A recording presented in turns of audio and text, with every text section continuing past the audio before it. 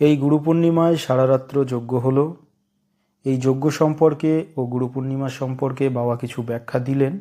হয়তো সবাই বুঝবেন না, যারা আধ্যাত্মিক পথে আছেন, যারা সাধনার পথে আছেন, তাদের বুঝতে সুবিধা হবে, এবং যারা একটু মনোযোগ সহকারে শুনবেন তাহলে তারা হয়তো বুঝতে পারবেন। একটা আলু যেমন আমি নিলাম, প্রথমে আমি আলুটাকে জলে দিলাম, তাহলে এটা কি হলো? সাধন। আলুটা সিদ্ধ হলো, সিদ্ধ। আলুটা মাখিয়ে পরিবেশন হলো, প্রবর্তক।